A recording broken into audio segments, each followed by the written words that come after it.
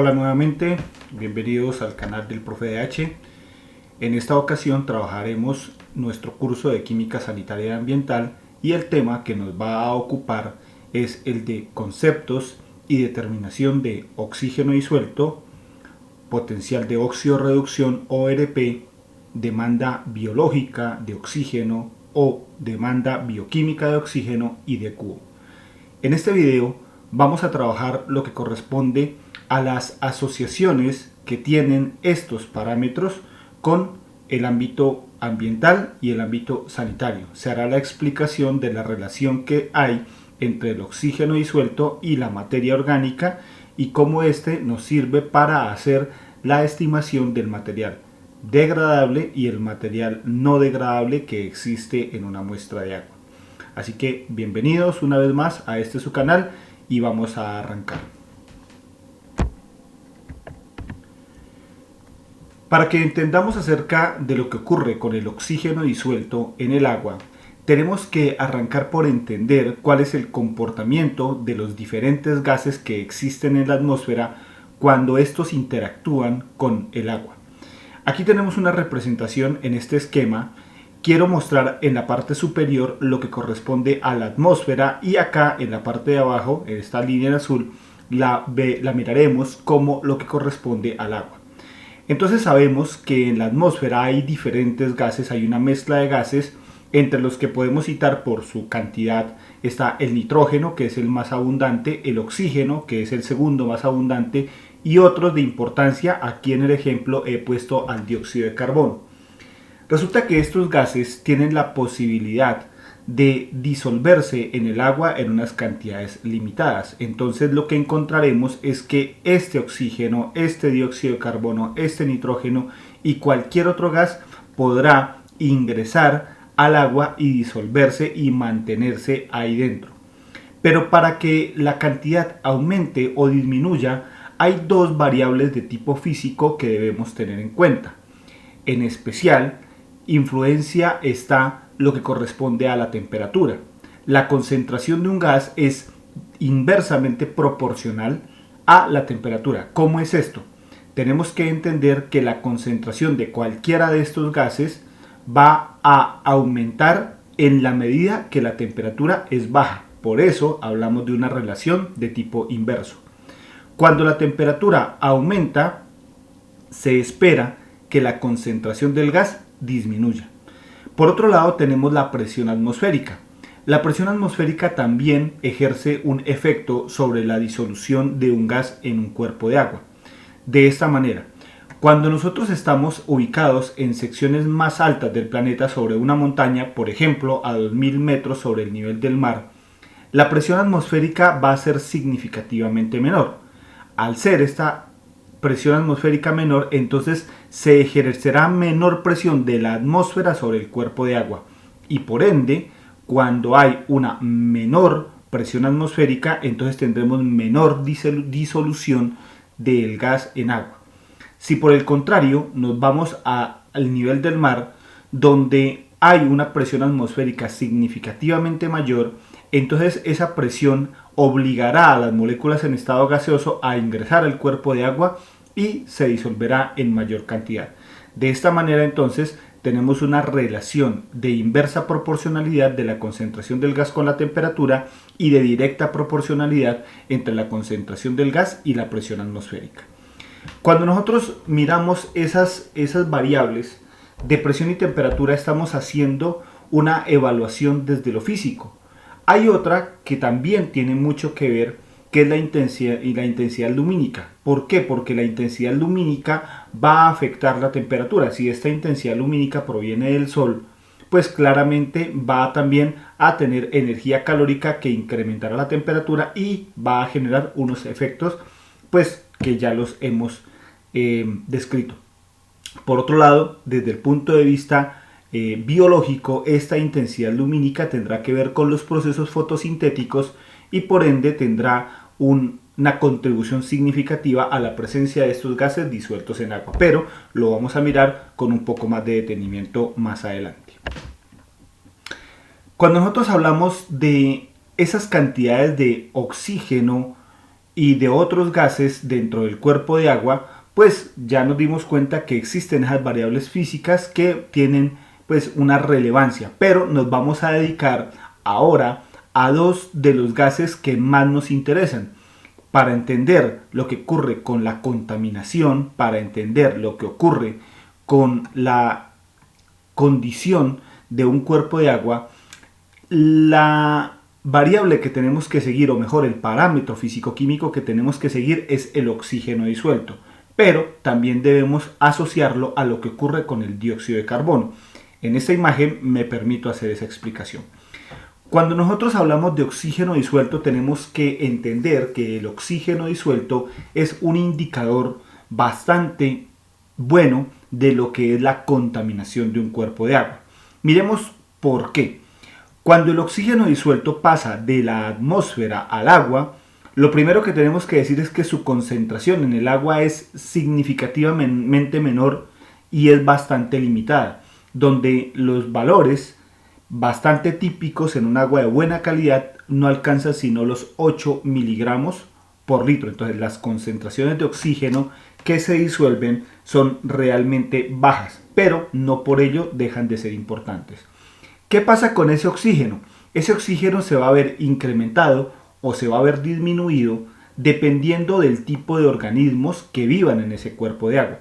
Entre otros tenemos las plantas acuáticas, tenemos las algas, tenemos los animales, tenemos unos microorganismos que tienen efecto todos ellos en la concentración del oxígeno disuelto. Por ejemplo, sabemos que las plantas y las algas, al ser organismos fotosintéticos, al producir esa fotosíntesis, o mejor, al generar esa fotosíntesis, generan el oxígeno disuelto. Entonces van a pertenecer a la parte de producción y van a facilitar más contenido de oxígeno dentro del cuerpo de agua. Entonces tengamos en cuenta que esas plantas y esas algas en principio lo producen. Por otro lado, tenemos lo que son los animales. Los animales sabemos que ellos respiran oxígeno, entonces van a consumirlo. Entonces es el primero de los que comienza a quitar ese oxígeno de este medio acuático.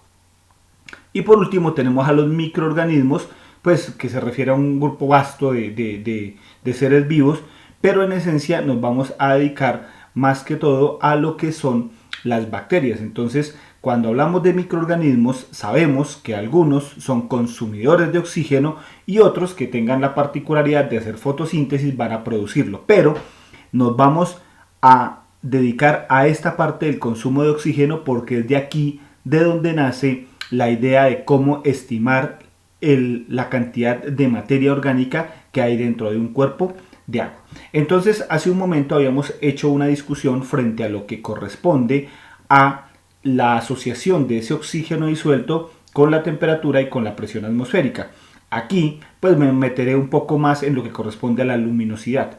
Si nosotros nos damos cuenta, la cantidad de oxígeno que se va a producir por los fotosintéticos como las algas o como las plantas va a depender de cuánta luz le llega a ese cuerpo de agua. Entonces aquí está una asociación fuerte. En cuerpos de agua donde hay buena luminosidad habrá más fotosíntesis y por ende habrá mayor producción de ese oxígeno disuelto por estas especies. Por otro lado, tenemos entonces que esa luminosidad está directamente asociado a los procesos fotosintéticos. Sí, entonces entre más fotosíntesis se genere, pues mayor será la concentración de oxígeno disuelto. Y pues tal como se dijo, pues el consumo obviamente disminuirá las concentraciones de oxígeno pues por los habitantes bióticos como los peces o cualquier otro tipo de animales o de zooplancton pues que puedan respirar este gas. Bien, avanzamos entonces. Metámonos un poco acerca de lo que es, metámonos un poco en lo que corresponde a los microorganismos y cómo es la asociación con el consumo de oxígeno. Pensémoslo de esta manera. Vamos a suponer que en un cuerpo de agua encontramos una materia orgánica que le sirve de alimento a esos microorganismos. Aquí en la foto, por ejemplo, miramos unos bacilos que están aferrados a un cuerpo que aquí lo han pintado de morado, pero corresponde a un sólido que se encuentra allí en una muestra de agua. Entonces, ese material que podría estar generando turbidez, por ejemplo, ese pequeño gránulo del resto de un animal, por ejemplo, va a servir de alimento a estos microorganismos.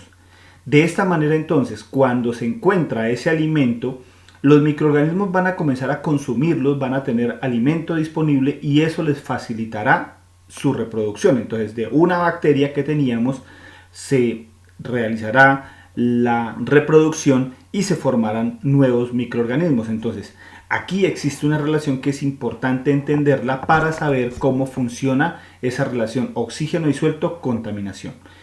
Entre más cantidad haya de material orgánico, entonces los microorganismos tendrán más para comer y por ende, si tienen más para comer, van a replicarse en mayor cantidad. Como estos organismos de los cuales yo estoy hablando en este momento son organismos de tipo aerobio, es decir, que respiran oxígeno, entonces conforme crece la población de esta especie de organismos, también crecerá el consumo de oxígeno por parte de los mismos. Si ustedes se dan cuenta, entonces los microorganismos sirven de puente para estimar el contenido de materia orgánica a través del oxígeno disuelto. Entonces, digámoslo en una forma más concreta. Si hay mucha más materia orgánica, se podrán generar muchos más microorganismos y estos a su vez respirarán mucho más. Si nosotros entonces lo ponemos ya más concreto aún, entonces decimos que hay una relación directa entre el contenido de materia orgánica biodegradable, término que voy a ahondar, a profundizar en unos momentos, materia orgánica biodegradable con la concentración de oxígeno disuelto. Entonces, esta es la asociación que es importante. Los microorganismos toman el oxígeno que está disuelto en el cuerpo de agua para respirar y producen dióxido de carbono que va a estar allí en el cuerpo de agua. Se puede transformar a otras especies químicas como es el ácido carbónico y luego el bicarbonato, o puede abandonar el sistema en forma de dióxido de carbono. Entonces esa es la forma como se transforma, valga la redundancia, ese material orgánico de tipo biodegradable. Bien, entonces aparece esta relación. Decimos entonces que cuando en un cuerpo de agua encontramos muchos residuos de tipo orgánico, esa cantidad de materia orgánica es biodegradable, entonces miraremos que los microorganismos se reproducen en grandes cantidades y van a comenzar a respirar mucho y por ende van a mostrar una baja concentración de oxígeno disuelto, van a disminuir la concentración de oxígeno disuelto en ese cuerpo de agua. Caso contrario, si tenemos una baja cantidad de materia orgánica, entonces los microorganismos tendrán poco que comer, respirarán poco porque se reproducen poco y encontraremos una alta concentración de oxígeno disuelto. Entonces, esta es la forma con la que se pudo hacer una estimación general del contenido de materia orgánica biodegradable y a partir de ahí aparece el concepto de lo que es la DBO, que lo miraremos un poco más adelante. Resulta que cuando nosotros queremos hacer una estimación de la condición misma de un cuerpo de agua, utilizamos lo que es la concentración de oxígeno disuelto, pero esta tiene unas limitantes. Como se pudieron dar cuenta hace un momento, decía yo que dependían de la temperatura y dependían de la presión atmosférica. Entonces, si yo tuviera dos cuerpos de agua a diferentes alturas, a diferentes temperaturas, entonces no podría realizar una comparación en términos de la concentración de oxígeno disuelto. Para eso se diseñó una nueva herramienta, un nuevo parámetro que se le denomina porcentaje de saturación. ¿Qué es el porcentaje de saturación? Entonces el porcentaje de saturación es una estimación del contenido de oxígeno que debería tener una muestra de agua si estuviera totalmente carente de materia orgánica y de microorganismos. Entonces esa agua muy limpia, de muy buena condición, va a captar tanto oxígeno como le es posible. Entonces allí estableceremos un porcentaje de saturación del 100%. En la medida que ésta tiene materia orgánica, encontraremos que esa concentración de oxígeno va a bajar y por ende el porcentaje de saturación pues también se va a ver reducido, volviéndose este un indicador de contaminación. Para ser más explícito, si nosotros tenemos un porcentaje de saturación del 100%, estaríamos hablando de un agua de buena calidad. Si tenemos valores que van hacia abajo, entonces comenzaremos a evidenciar un detrimento de la calidad de la misma. Regularmente se acepta como un agua de buena calidad cuando se alcanza el 80% de saturación de oxígeno o un valor mayor, aunque esto obviamente cambia entre autores. Entonces lo importante es que entendamos el concepto de porcentaje de saturación y que este sí es comparable a diferentes lugares porque él está corregido para lo que corresponde a la presión y a la temperatura, como miraremos un poco más adelante. Bien, lo que no he dicho es cuáles son las concentraciones buenas de oxígeno disuelto dependiendo del cuerpo de agua. Valga la aclaración de que esto puede cambiar significativamente dependiendo del escenario en el que nos encontremos, pero esta es una buena generalización. Tenemos aquí el rango de oxígeno disuelto en miligramos de O2 por litro. Miramos cuál es la condición y qué puede pasar en un cuerpo de agua cuando esa concentración pues se modifica. Aquí tenemos, por ejemplo, que un agua en buena calidad tendría unas concentraciones de oxígeno entre 8 y 12. ¿Por qué un rango tan amplio?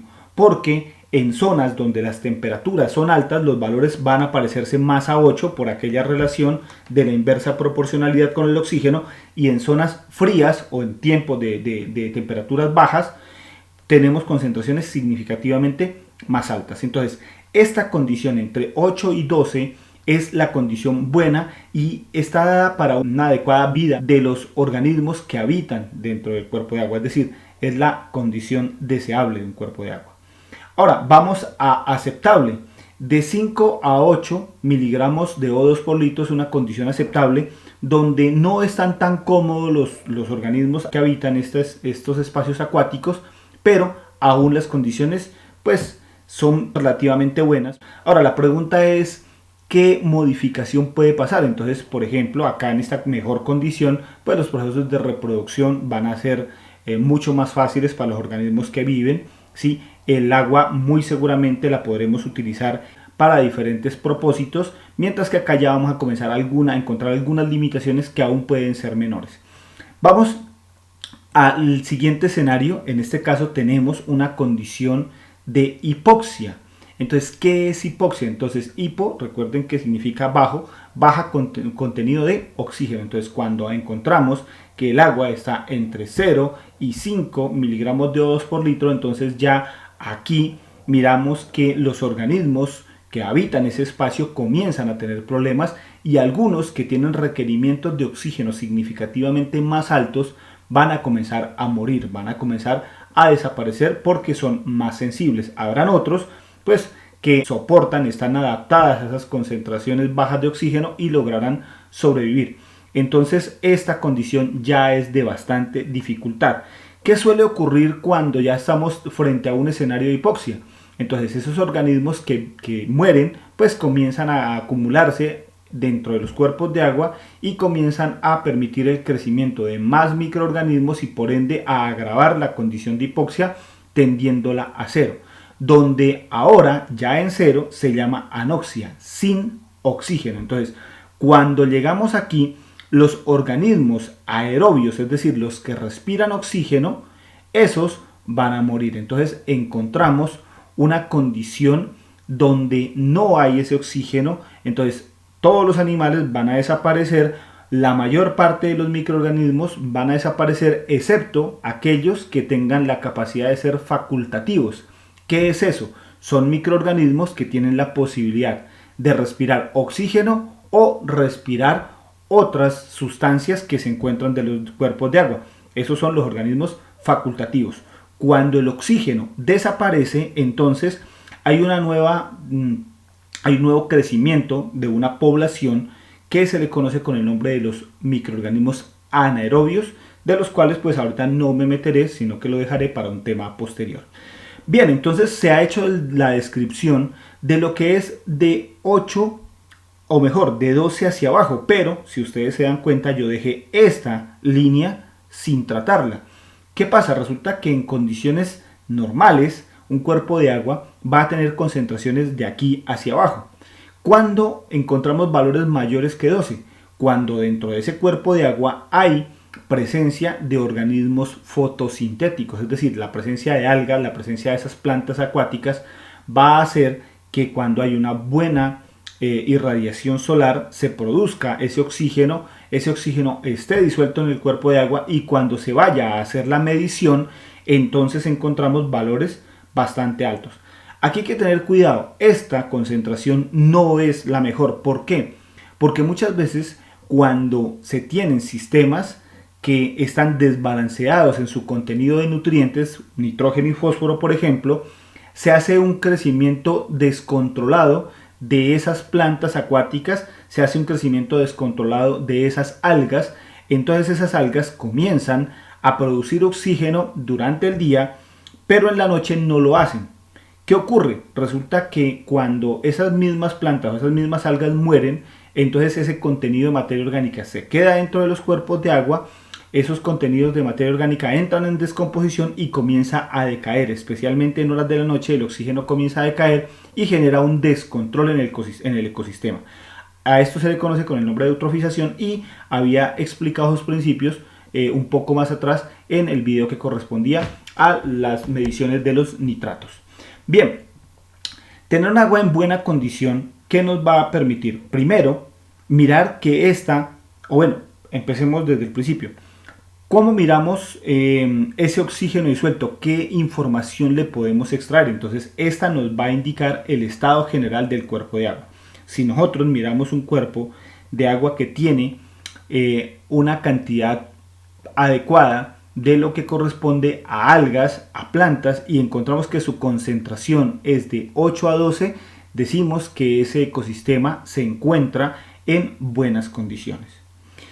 Si nosotros también queremos mirar si esa agua es de potencial uso en alguna actividad, entonces con base a esto también podremos nosotros mirar si la podemos usar con algún fin. Por ejemplo, tenemos un agua con esta concentración de oxígeno y la deseamos usar para potabilizar, muy seguramente será mucho más sencillo que si tuviéramos aguas en esta condición, que muy seguramente estarán supremamente cargadas de materia orgánica, y los costos y la dificultad técnica para potabilizarlas será significativamente mayor.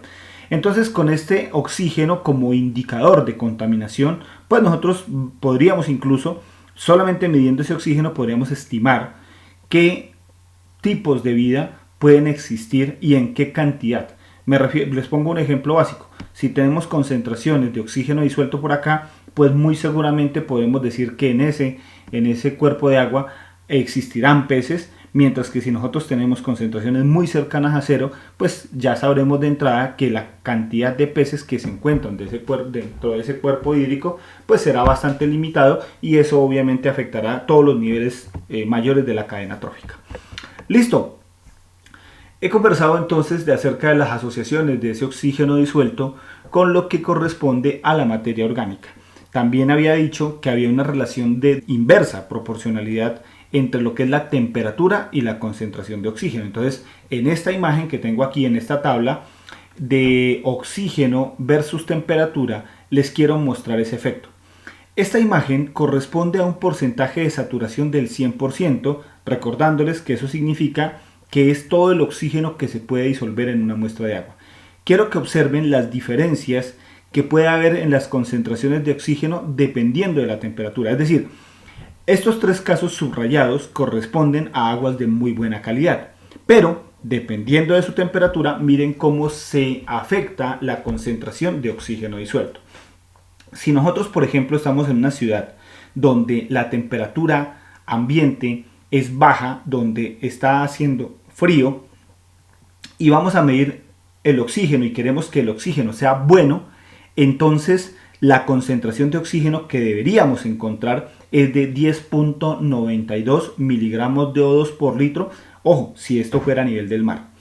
Si nosotros estamos en una ciudad de clima templado o en una estación donde no esté haciendo ni mucho frío ni mucho calor, entonces aquí la concentración de oxígeno ya no sería de 10.92 sino de 8.84. Entonces miren, ambas aguas de idéntica calidad, de muy buena calidad ambas, pero por el efecto de la temperatura hídrica la concentración de oxígeno es significativamente menor, sin que esto signifique que esta agua de acá es más mala.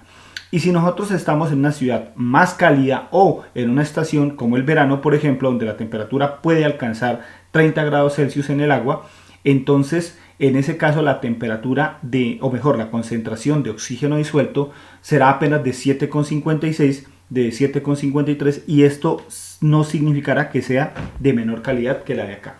Entonces, ¿con esto qué les quiero demostrar? Les quiero demostrar que la temperatura incide muchísimo en la concentración de oxígeno disuelto, y por eso es que es riesgoso hacer una comparación de lo que corresponde a las concentraciones de oxígeno disuelto en aguas que se han medido en diferentes lugares a diferentes temperaturas. Entonces, mucho cuidado con eso, esas comparaciones es mejor no realizarlas. Ahora veamos la otra parte de lo que les había comentado. Les había dicho que había una relación de lo que es la presión atmosférica, la altura de una ciudad sobre el nivel del mar o de un espacio sobre el nivel del mar y la concentración de oxígeno disuelto. Entonces yo quiero que miren también tres escenarios, más o menos el equivalente a lo que mostraban las temperaturas. Entonces miremos una ciudad que acá en el trópico está, por ejemplo, a 1000 metros sobre el nivel del mar. Entonces es reconocido que estas ciudades pues tienen temperaturas significativamente mayores. Pero además de eso también tiene un efecto de la presión. Entonces, si nosotros medimos por el método Winkler, que es el que yo he descrito acá en el canal, entonces nosotros cuando hacemos la determinación de oxígeno disuelto, ese valor que hemos hallado tiene que estar sujeto a una corrección para que nos quede todo en términos del nivel del mar. Entonces, cuando hallamos el valor a este tenemos que multiplicarlo por un factor de corrección que para la altura de 1000 metros sobre el nivel del mar corresponde a 1.3. Entonces con este factor incluimos ese oxígeno disuelto que no ingresa por efecto de la falta de presión atmosférica. Entonces pongo un ejemplo simple. Vamos a suponer que un agua dio una concentración de 10 miligramos de O2 por litro según Winkler. Entonces con el factor de corrección por 1.13, entonces nos daría un valor de 11.3 miligramos de O2 por litro. Entonces esa corrección siempre tenemos que hacerla para poder hacer la estimación real en términos de la altura del nivel del mar, y también tenemos que hacerla para poder estimar el porcentaje de saturación de oxígeno, que es lo que voy a explicar a continuación. Si nosotros ya no estamos a 1000 metros sobre el nivel del mar, sino en una ciudad de altura intermedia, como 1700 metros sobre el nivel del mar, entonces aquí el factor de corrección no será 1.13, sino 1.24. Y si estamos en una zona fría, donde la altura sea 2600 metros sobre el nivel del mar, entonces aquí el factor de corrección será de 1.37. Entonces estos valores tenemos que utilizarlos para hacer la corrección correspondiente a la presión atmosférica, y con base en eso ya poder proceder a hacer los cálculos correspondientes. Entonces quiero que le pongan cuidado cómo se hace el uso de esta tablita para determinar de manera análoga lo que es lo que corresponde al porcentaje de saturación. Miramos acá que en esta gráfica en la parte superior tenemos un eje de temperatura que va desde los 0 grados hasta los 30 grados Celsius. Por otro lado, tenemos acá una escala de concentración de oxígeno en miligramos por litro. Y aquí en el intermedio tenemos los porcentajes de saturación correspondiente. Entonces recuerden que un agua en buena condición estará en 100%. Entonces, ¿cómo se hace? Sencillamente miramos la temperatura a la cual se midió esa concentración de oxígeno, supongamos que 15 grados Celsius.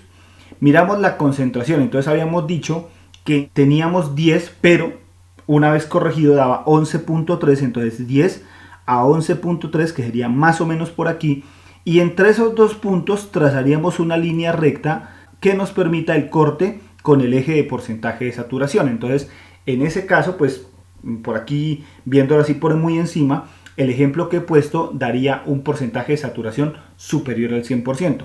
La pregunta es, ¿será que un porcentaje de saturación por encima de 100% es posible? La respuesta es sí.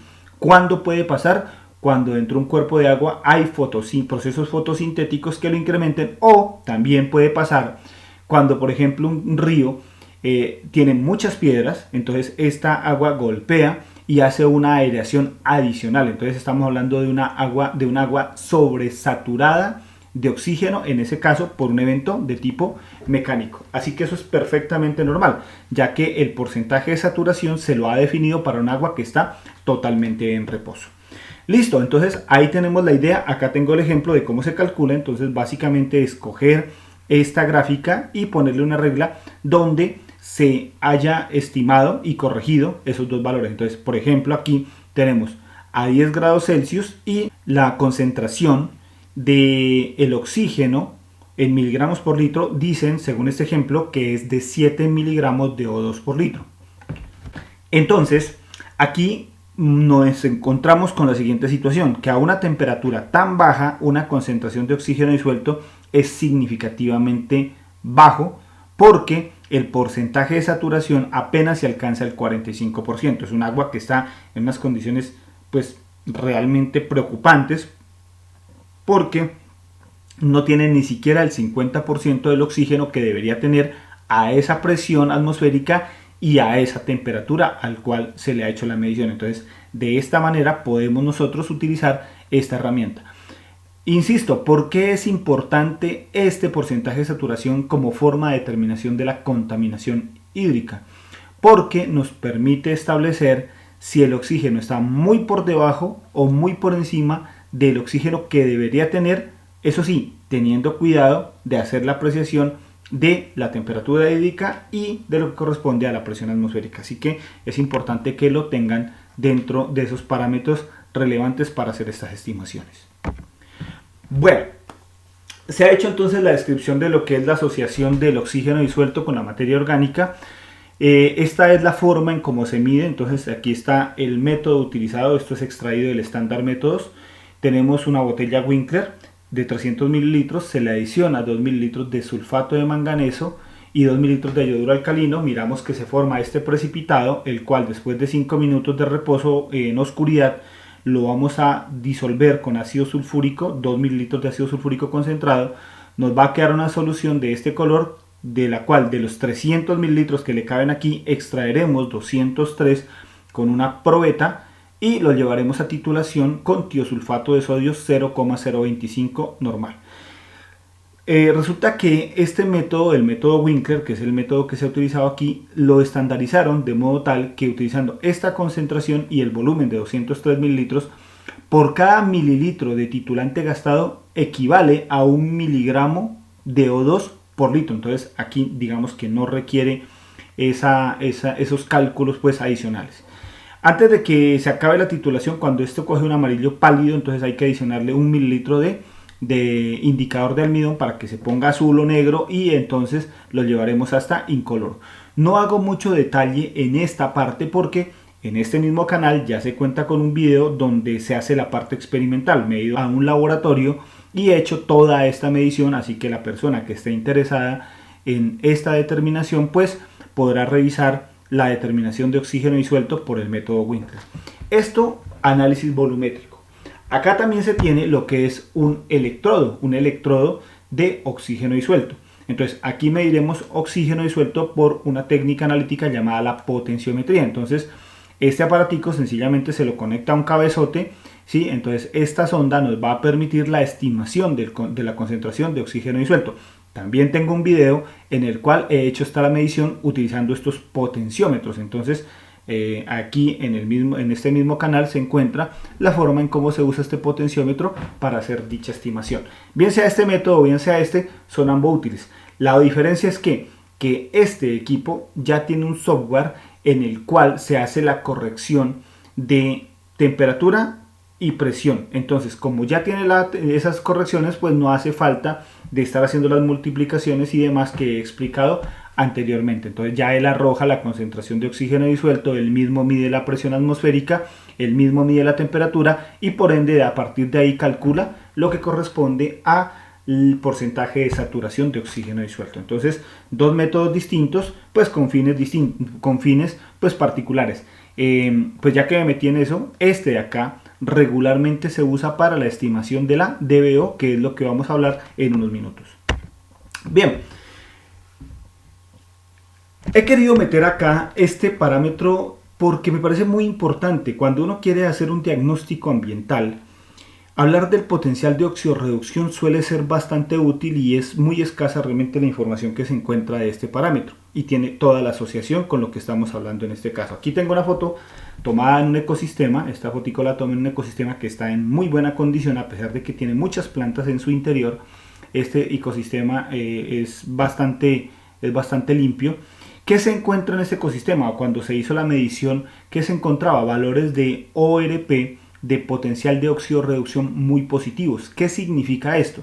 Significa que cuando se tiene un potencial de oxirreducción positivo, la materia orgánica que pueda existir es fácilmente oxidada. Entonces, positivo significa medio bastante oxidante, que es lo que se quiere. ¿Qué es lo que ocurre? Toda la materia orgánica es transformada a dióxido de carbono más agua, que es lo que se desea en términos finales, ¿sí? Entonces, un ORP positivo es muy bueno, ya les daré los valores. ¿Cuándo encontramos un ORP positivo? Cuando las concentraciones de oxígeno son significativamente altas, es decir, de 80% de saturación hacia arriba. ¿Qué tipo de organismos o de microorganismos se van a encontrar en estos ecosistemas sanos? Regularmente la degradación aerobia. Entonces, estas son situaciones pues que son bastante típicas y ahí la fotografía nos muestra un ecosistema bastante sano, bajo en turbiedad, bajo en color, muy poca materia orgánica pues que no corresponde al ecosistema acuático como tal. Caso contrario, tenemos esta situación donde la fotografía de pronto no lo muestra muy claramente, pero de una gran extensión, tranquilamente del tamaño de unas 10 canchas de fútbol, encontramos que estos son los pequeños trozos, o mejor, los pequeños sectores donde todavía hay espejo de agua. La cantidad de materia orgánica que ha crecido por efecto de muchos nutrientes que se han adicionado en este sistema lagunar, en este humedal más concretamente, ha hecho que se crezcan de manera descontrolada esta planta llamada buchón de agua. Entonces ese buchón de agua, ¿qué es lo que ha hecho? Ha colonizado este espacio y como todo ser vivo, en algún momento muere, la materia orgánica queda en su interior retenida, entonces hace que el oxígeno disuelto se disminuya de manera drástica, haciendo que las concentraciones decaigan de manera muy significativa. Esto lo hicimos recientemente. Encontramos concentraciones de oxígeno disuelto en este espacio de 0.4 miligramos de O2 por litro, que están muy pero muy lejos de los valores óptimos que tendrían que estar de 8 a 12. ¿Qué pasa con el ORP? Entonces el potencial de oxirreducción es negativo, la medición que hicimos fue negativa y lo que nos está indicando es que ahí hay medio más reductor. ¿Qué significa eso? Que allí no se va a poder dar un proceso de oxidación, no se llegará a CO2 más agua, sino que tendrá que irse el medio, tendrá que, o mejor, la forma de degradación de esa materia orgánica tendrá que soportarse de manera anaerobia. Pues a eso le dedicaré otro espacio en este mismo canal. Entonces, degradación anaerobia alta, concentraciones de oxígeno mínimas tendientes a ser nulas. Obviamente tendremos una limitación gigantesca para que los organismos acuáticos como los animales habiten este espacio. Va a ser muy pero muy complicado que hayan peces en unas concentraciones de oxígeno pues tan bajas como la que presenta aquí. Entonces, para cerrar, el ORP negativo muestra una mala condición de un ecosistema acuático. ¿Listo? Y pues obviamente va a limitar los usos que se pueda dar a este recurso hídrico.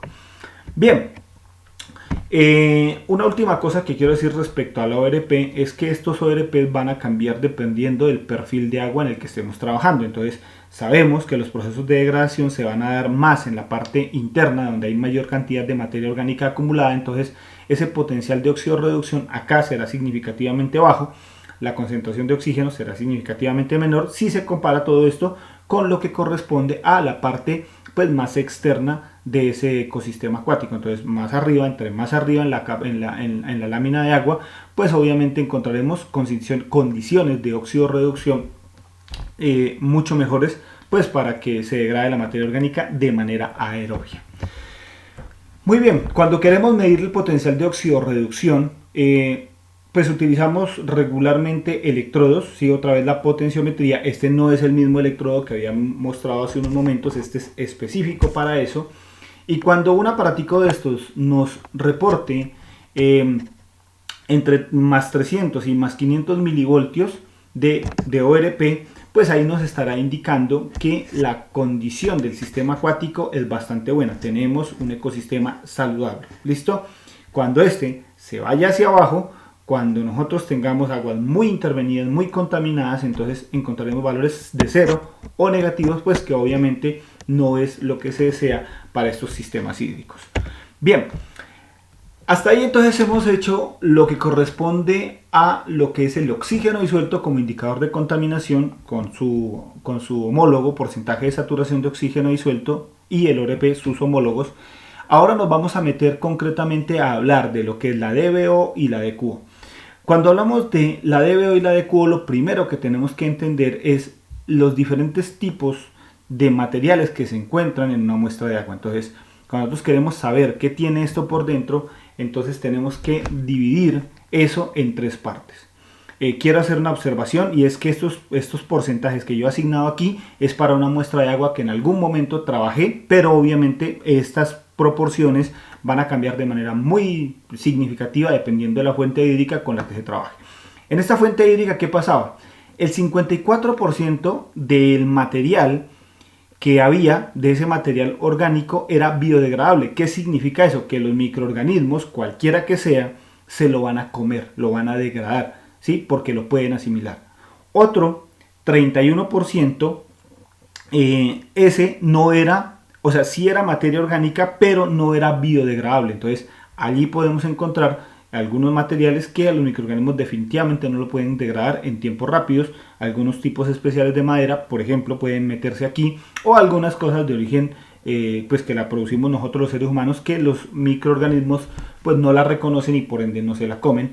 Y una tercera parte que corresponde al material no degradable, ni químicamente ni bioquímicamente, es decir, ni por los microorganismos ni por una oxidación química utilizando sustancias químicas como el ácido sulfúrico y el cromo A6, que es utilizado para las mediciones. Entonces, ¿qué pasa? Estos materiales no se degradan de ninguna de las maneras. ¿Cuáles podrían estar aquí como ejemplo? Las arenas, por ejemplo, hacen parte de ese material que no es degradable ni químicamente ni bioquímicamente. Entonces, 3 materiales. Aquí quiero que tengamos en cuenta las diferentes determinaciones que se van a hacer. Entonces, la primera forma de estimar el contenido de materia orgánica en el agua es la DBO, demanda biológica de oxígeno. Ojo que el nombre ya está apuntando para acá. O también se le conoce con el nombre de demanda bioquímica de oxígeno. Entonces, analicemos un poquito ese nombre, demanda biológica o demanda bioquímica. Entonces, demanda significa gasto de, ¿sí? Gasto de oxígeno. Entonces, será el gasto de oxígeno que se tenga para degradar el material biodegradable, valga la redundancia, que hay en un cuerpo de agua. La otra es demanda química de oxígeno. Entonces, allí estaremos hablando de una degradación utilizando medios químicos, pero ojo, esto degrada lo que está por medios químicos solamente, pero también es capaz de degradar la biodegradable. Entonces, la DQO encontraremos que involucra tanto lo verde como lo azul. ¿Listo? Entonces, ahí tenemos DBO, solamente esta parte, DQO, las dos. Entonces, lo vamos a analizar un poco más despacio. Bien, vamos a hacer algunas definiciones. Entonces, habíamos dicho que el oxígeno disuelto era la concentración del oxígeno que se encontraba en una muestra de agua y su unidad es los miligramos de O2 por litro. ¿Listo? Ahora, miremos qué es la DBO y qué es la DQO. A mí me gusta hacer mucho énfasis en esta definición porque regularmente se la define con el cómo y no con el qué. Cuidado con esto. Entonces, ¿qué es una DBO? Realmente una DBO es una estimación del contenido de materia orgánica biodegradable. ¿Por qué una estimación y no una cuantificación? Es una estimación porque es una aproximación realmente, porque lo que usted hace es poner a los microorganismos a respirar y ellos, con esa relación que expliqué anteriormente, le van a permitir más o menos saber cuánta materia orgánica ahí había. ¿Listo? ¿Y qué es la DQO? También es una estimación del contenido de materia orgánica, pero que es degradable químicamente. Entonces, basándonos en la gráfica de torta que acabé de mostrar, sabremos que esa DQO va a ser siempre mayor que la DBO. Para poder hacer las comparaciones entre ellas, entonces siempre se utiliza la misma unidad, miligramos de O2 por litro. Entonces, esas son las consideraciones que debemos tener en cuenta. Vamos a mirar cómo se hace el proceso de la estimación de la DBO, pues para que nos hagamos una idea mayor de cómo es que se hace esa relación de respiración con materia orgánica. Cuando hablamos de la DBO, entonces tenemos que saber que lo que se hace realmente es un proceso de incubación de esos microorganismos durante un tiempo específico. Entonces, me explico. Lo que hacemos es coger 2 muestras de agua, se van a tomar 2 muestras de agua, esas muestras de agua a la primera se la mide en un tiempo inicial, un día cero, ¿sí? Entonces se le mide la concentración de oxígeno disuelto en un día cero, y a la segunda muestra, que se las mete en las botellas Winkler, que las mostraba hace un momento, la vamos a medir 5 días después. ¿Qué va a ocurrir durante esos 5 días? Entonces los microorganismos que están al interior de la botella van a comenzar a comerse esa materia orgánica y por ende a respirar el oxígeno que hay dentro de la misma. Entonces, con la comparación entre el oxígeno que había y el oxígeno que quedó, podemos estimar el contenido de materia orgánica. Cuando esa incubación a 20 grados Celsius se hace durante 5 días, entonces se le llama DBO 5. Y lo que se cuantifica, o mejor, lo que se estima es el contenido de materia orgánica carbonácea, es decir, toda materia orgánica que tenga carbono, hidrógeno y oxígeno y no más. ¿Listo? Hay otra DBO que se llama la DBO 7, es decir, que el tiempo de incubación, el tiempo de medición entre el día 0 y el otro día son 7 días en total, y aquí esa incubación incluye todo lo que es carbonáceo, pero también se logra degradar la materia orgánica nitrogenada. Entonces digamos que es un poco más específica la medición. Y teóricamente se utiliza este concepto para muchos trabajos posteriores a esto. Está la DBO 20, donde teóricamente toda la materia orgánica biodegradable que se encuentre dentro de ese sistema debe ser degradado. ¿Listo? O sea, la totalidad de la materia orgánica biodegradable se logra procesar allí. Entonces, eso son las diferentes formas. La más común es esta, demanda biológica o bioquímica de oxígeno 5. ¿Listo? Todo esto a una incubación de 20 grados Celsius. Miremos un poco más acerca de esas demandas. Bien, entonces vamos a mirar un poco acerca de la forma en cómo se calcula esa demanda bioquímica de oxígeno. Entonces, partamos de algo básico, y es algo que regularmente tienen problema los estudiantes en su comprensión. Pensemos lo siguiente: hace un momento en la tabla yo decía que el oxígeno iba de 0 hasta aproximadamente 12 miligramos litro. Pero si ustedes han visto alguna vez un texto donde se hable de este parámetro llamado DBO, habrán encontrado que el agua residual doméstica tiene una concentración de 250 miligramos litro. Y si la DBO es la diferencia entre el día 0 de oxígeno y el día 5 del mismo oxígeno, entonces si la diferencia máxima entre ellos sería de 12 miligramos de O2 litro, ¿cómo es posible que se tenga una concentración de 250 miligramos de O2 por litro? Entonces allí hay algo que tenemos que aclarar. Sí, evidentemente una botella puede arrancar, por ejemplo, con 12 miligramos, ¿sí? Y al final del proceso puede terminar con 2. Entonces en ese caso la DBO será de 10 miligramos de O2 por litro. Pero ojo, ¿cómo podemos nosotros extenderlo? Resulta que ese era un problema pues que se tenía en la determinación. Pero ¿cómo se resuelve? Sencillo, no colocando. Cuando tenemos muestras muy cargadas de materia orgánica, no podemos permitir que el oxígeno disuelto al interior del recipiente se termine, porque entonces quedaríamos con la incertidumbre de qué tanta materia orgánica había dentro de ese sistema.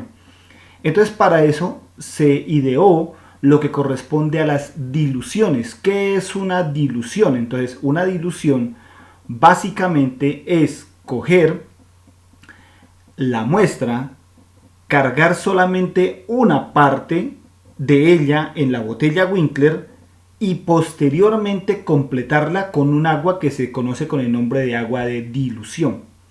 De modo tal que nosotros a esta diferencia luego la podemos multiplicar por ese factor de dilución de la siguiente manera. Entonces lo que hacemos es tomar una cantidad de agua, le echamos esa agua de dilución que contiene nutrientes, ojo, que son nutrientes que ayudan al crecimiento, a la proliferación de los microorganismos, pero no aportan materia orgánica ni consumen oxígeno. Entonces, ¿qué nutrientes son? El cloruro de calcio, el cloruro de magnesio, el fosfato ácido de potasio. Entonces, esto va a ayudar a que los organismos puedan iniciar ese proceso de degradación y posteriormente comenzar a consumir oxígeno. Entonces explico un poco de cómo funciona. Por ejemplo, nosotros tomamos en la botella de 300 mililitros, tomamos 300 mililitros de muestra en la botella de 300. Entonces allí tenemos un factor de 300 sobre 300, es decir, el factor de dilución es de 1, no hubo dilución. Pero consideremos otro ejemplo. Cogemos solamente 150 mililitros de muestra y lo llenamos con agua de dilución hasta 300. Entonces allí, para hallar el factor de dilución, cogemos 300 sobre 150. Entonces, en ese caso, el factor de dilución será 2. Podemos tomar otro ejemplo. Tomamos 100 mililitros de muestra y lo llevamos hasta 300. Entonces, en ese caso, el factor de dilución será 3. Otro caso, podemos tomar 10 mililitros de muestra, entonces serían 300 sobre 10, o sea que el factor de dilución será 30. Entonces hagamos ese cálculo allí. Entonces habíamos dicho, por ejemplo, que el día 0 daba 12 miligramos de O2 por litro, supongamos que así es, y el día 5 daba 12, entonces la diferencia entre estos dos era de 10 miligramos por litro y el factor de dilución era 30. Entonces 10 por 30, entonces la DBO5 para esa muestra de agua será de 300 miligramos de O2 por litro. Esa es la forma como se realiza el cálculo de la DBO. Entonces nosotros cuando montamos un ensayo de DBO tenemos que montar varias diluciones porque esto es un proceso meramente de ensayo y error para mirar cuál de las diluciones es la más adecuada. La pregunta es, ¿cómo juzgo cuál es la más adecuada? Entonces para eso existen unas reglas que me permito explicar en un momento.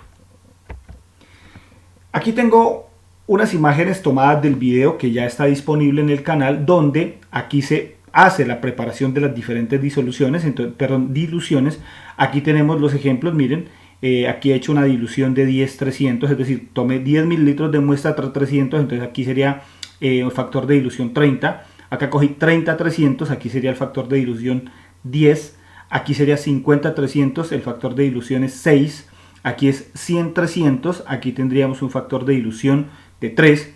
Y acá tendríamos una multiplicación por 1. Entonces, lo que se hace es coger las dos botellas, una de ellas se la titula día 0, la otra se la deja en incubación. Entonces miren que una de estas dice medición y la otra dice incubación, no se alcanza a ver. Entonces esta es la que se mide en el día 0 y esta otra se va a incubación, debe estar acá. Evidentemente aquí está, mírenla. Entonces aquí ya está metida en la incubadora a 20 grados Celsius en un sistema cerrado, ¿sí? Totalmente carente de burbujas aquí en su interior, y luego se la saca para titularla por el método Winkler. Se hace todo el análisis volumétrico y se estima la concentración final para hacer el cálculo que anteriormente les expliqué. La pregunta es, ¿cuál de estas es la que va a ganar? ¿Cuál es la que cumple las condiciones? Entonces, para eso considérese lo siguiente. Cuando nosotros hacemos la determinación de oxígeno disuelto por el método Winkler, tenemos que tener precaución con estas dos condiciones. Les voy a explicar en qué consisten y qué las fundamenta. Entonces dice que el cambio en la concentración de oxígeno disuelto debe ser mayor que 2. ¿Eso qué quiere decir? Quiere decir que si el oxígeno disuelto del día 0 y el oxígeno disuelto del día 5, del día 7 o del día 20 es mayor que 2, es aceptable. Si es menor que 2, toca rechazarla, ¿sí? Entonces, ¿para qué esto? Resulta que usted necesita garantizar que los microorganismos comenzaron a comerse esa materia orgánica y que comenzaron a respirarla. Entonces, si los valores dieran 0.0 o 0.1, usted no puede garantizar que esa respiración haya sido, o mejor, que ese gasto de oxígeno haya sido por respiración. Entonces, para garantizar eso, la DBO tiene que ser mejor. la diferencia de la concentración de oxígeno disuelto debe ser mayor a 2 miligramos de oxígeno disuelto por litro. La segunda regla dice que la concentración de oxígeno disuelto mínima después de la incubación, llamada concentración de oxígeno disuelto residual, porque es la que queda, ¿sí?, debe ser mayor que 2 miligramos de O2 por litro. Debe ser mayor que 2 miligramos de O2 por litro. ¿Por qué se necesita esto? Pintemos este escenario. Le metemos una dilución con demasiada materia orgánica. Los microorganismos comienzan a comérsela, se acaban el oxígeno y usted quedó con la duda, ¿había más materia orgánica? Entonces, para quitarnos esa incertidumbre, necesitamos que la cantidad de materia orgánica que adicionemos sea medida, de modo tal que se la acaben los microorganismos, ¿sí?, sin que se queden meramente sin oxígeno. Es decir, que cuando se cumplan estas dos condiciones, se podrá aceptar una o varias diluciones de las que usted montó. Regularmente da una sola. Puede ocurrir que da dos, entonces se hará un promedio en la estimación del contenido de materia orgánica presente. Entonces, algunos valores de referencia, por ejemplo, un agua de un ecosistema sano, limpio, como el que mostraba yo en la fotografía, regularmente no alcanza una DBO de 20 miligramos de O2 por litro. Un agua residual, por ejemplo, como las que salen de nuestras casas, pueden alcanzar 250-300 miligramos de O2 por litro en DBO. Un agua como la que mostraba en la otra fotografía de un ecosistema con problemas, la medimos, en ese caso el valor encontrado fue de 480-490 miligramos de O2 por litro.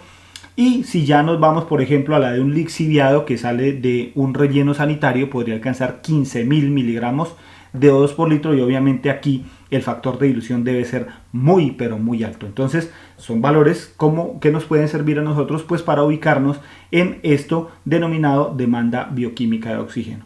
No me extiendo más acá porque he dado muchos detalles de toda esa demanda bioquímica y cómo se hace la estimación debidamente en el video de la parte experimental.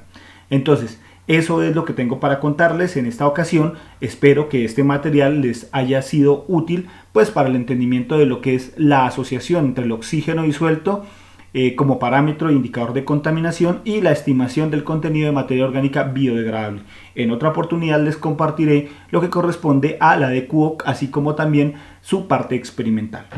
Desearles un feliz día y agradecerles a todos por su tiempo para atender estas temáticas. Que estén muy bien.